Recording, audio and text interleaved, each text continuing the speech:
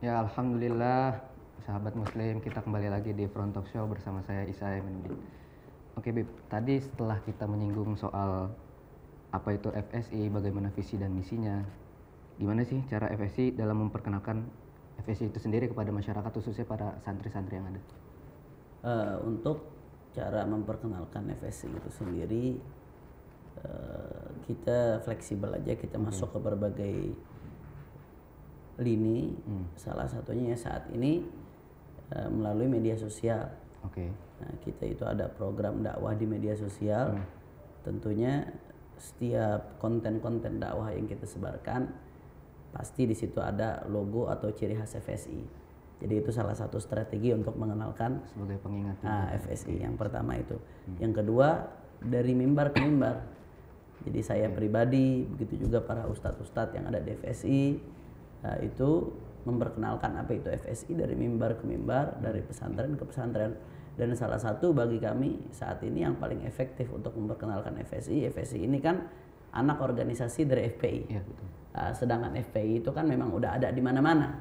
Masyarakat udah kenal. Udah kenal dan memang cabangnya udah di mana-mana, mulai dari DPD, DPP itu tingkat pusat, DPD tingkat daerah, provinsi, DPW itu tingkat kabupaten dan kota, DPC tingkat kecamatan, DPRA tingkat kelurahan, FPI sudah ada di berbagai daerah. Jadi salah satu cara kami yang paling efektif untuk memperkenalkan FSI ya melalui kepengurusan FPI yang udah ada ini.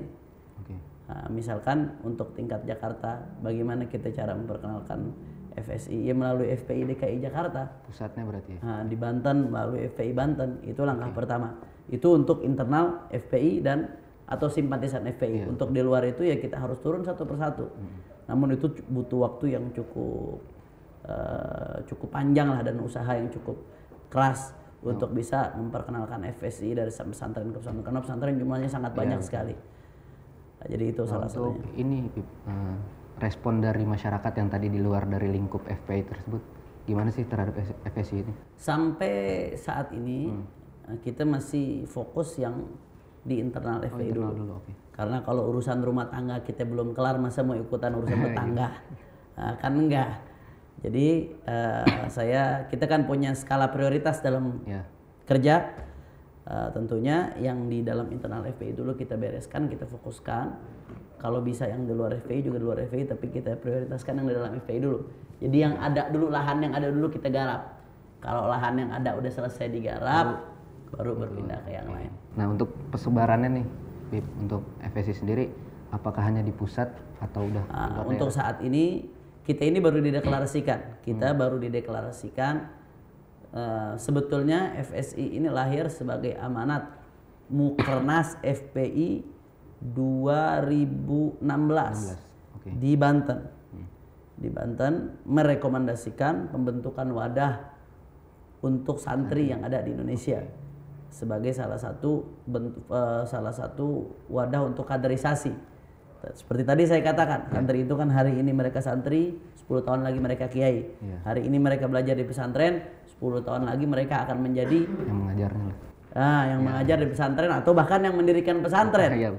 Hari ini mereka mungkin bagian daripada audiens, pendengar daripada dakwah, tapi mungkin 10 tahun lagi mereka akan jadi aktivis dakwah, penceramah, khatib, mubaligh dan lain sebagainya. Jadi memang ini rekomendasi dari Mukernas FPI 2016 untuk membentuk wadah bagi santri sebagai wadah untuk kaderisasi ke depan mereka yang akan melanjutkan roda perjuangan. Karena organisasi yang sukses itu organisasi yang bukan hanya bisa eksis sekarang, tapi eksis untuk sekian puluh tahun ke depan. Dia mampu untuk kaderisasi. Karena kalau nggak ada kaderisasi, roda organisasi akan berhenti di situ. Jadi dideklarasikan, direkomendasikan di Mukernas, kemudian dideklarasikan di 21 Oktober 2016, kemudian dideklarasikan ulang secara nasional. Pada saat itu nggak besar-besaran, hanya sekedar wacana saja. Dideklarasikan orang secara nasional dan resmi besar-besaran di Banten tanggal 21 Oktober 2017.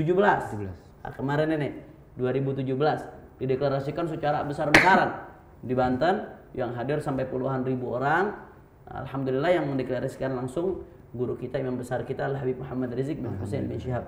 Nah, dari situ itu mulai pembentukan pusat. Nah, dan kita akhirnya dari situ mulai merembet ke daerah. Nah, Daerah kita mana aja tuh, Bib?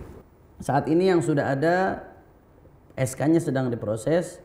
Banten dengan semua kabupaten yang ada di dalamnya. Banten itu memang FPI Banten ini sudah terbentuk sampai ke tingkat kelurahan. Dan kebanyakan basisnya itu pesantren. Jadi otomatis pesantren yang pimpinannya itu masuk FPI, anggotanya bakal jadi FSI semua langsung. Jadi di Banten itu perkiraan yang akan masuk ke FSI itu kita belum punya data real, tapi sudah terlihat yang insya Allah yang terdaftar di FSI itu lebih dari 700 pesantren. Masya Allah. Di Banten.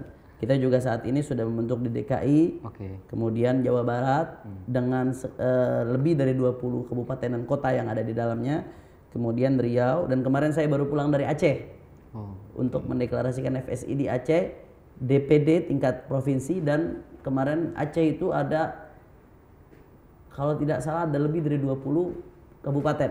Kita baru deklarasikan di 10 kabupaten. Nanti menyusul 10 lagi. Nanti insya Allah sisanya menyusul. Nah, kemudian juga Madura. Madura insya Allah dalam waktu dekat akan kita deklarasikan. Begitu juga Jawa Tengah dan Jawa Timur sudah ada permintaan untuk mendeklarasikan. Jadi sistemnya ada rekomendasi. Rekomendasi dari pengurus FPI setempat. Nama-nama yang dianggap mampu untuk memimpin FSI direkomendasikan untuk memimpin FSI di daerah setempat. Lalu kan tadi yang Ana dengar itu daerah-daerah Sumatera dan Jawa. Apakah ada nanti persebarannya ditambah lagi ke Kalimantan? Insya Allah. Sampai Papua mungkin? Insya Allah. Tapi butuh proses. Karena nggak semudah membalikkan telapak tangan. FPI-nya aja belum ada di Papua. Bagaimana membentuk FSI-nya? Tapi bisa kalau memang ada daerah-daerah yang mungkin sulit untuk mendirikan FPI, tapi FSI bisa, kenapa tidak? FSI-nya lebih dulu dari FPI. Justru mungkin di sebagian daerah, mungkin harapan kita ke depan FSI bisa jadi cikal bakal berdirinya FPI di daerah-daerah yang belum bisa berdiri FPI. Lalu untuk menjalankan segala kegiatan nih, FSI bekerja sama dengan siapa aja sih? FSI khususnya tadi yang saya sebutkan bekerja sama dengan FPI. FPI sebagai induk daripada organisasi, kita juga insya Allah ke depan akan bekerja sama dengan anak-anak organisasi FPI lainnya, seperti FMI, HILMI, dan lain sebagainya. Dan untuk eksternal, ke depan kita merencanakan untuk menjalin kerjasama dengan pesantren-pesantren nasional atau pesantren-pesantren besar yang ada di Indonesia seperti Sidogiri, Dalwa, Gontor mungkin ke depannya. Insya Allah kita berencana seperti itu ke depannya. Mudah-mudahan bisa terrealisasi. Dan ikatan-ikatan alumni pesantren itu kan banyak. Kayak Sidogiri punya ikatan alumni pesantren, Dalwa punya ikatan alumni pesantren, Gontor punya ikatan alumni pesantren. Mudah-mudahan ke depannya bisa silaturahmi, bisa menjalin hubungan atau bisa membuat kerjasama demi kemaslahatan umat. Lalu ini soal persebaran tadi kan, persebaran ke daerah-daerah itu kan tentu nggak mudah lah. Gimana sih koordinasi dengan daerah tuh untuk misalnya melakukan kegiatan atau? Jadi alhamdulillah kita ini sekarang udah ada FPI. Bagi kami anak ini udah tinggal, kalau bahasa Betawinya mancelok sama bapaknya. Anak ini tinggal ngikut bapaknya aja. Yang baik-baiknya lah ya. Ngikut bapaknya aja. Bapaknya ada di berbagai daerah, otomatis kita bisa koordinasi untuk buka FSI di daerah tersebut. Karena itu tadi saya katakan prosedur pembentukan FSI di berbagai daerah itu harus melalui FPI. Jadi yang punya hak merekomendasikan siapa yang akan jadi pengurus FSI di daerah setempat itu ya pengurus FPI setempat. Artinya bagaimana caranya koordinasi daerah? Ya mesin FPI ini dipakai. Kebetulan saya jalin hubungan dengan ketua-ketua FPI di berbagai daerah. Ini otomatis memudahkan saya sebagai pengurus FSI untuk membuka FSI di berbagai daerah, memudahkan kami dari pusat.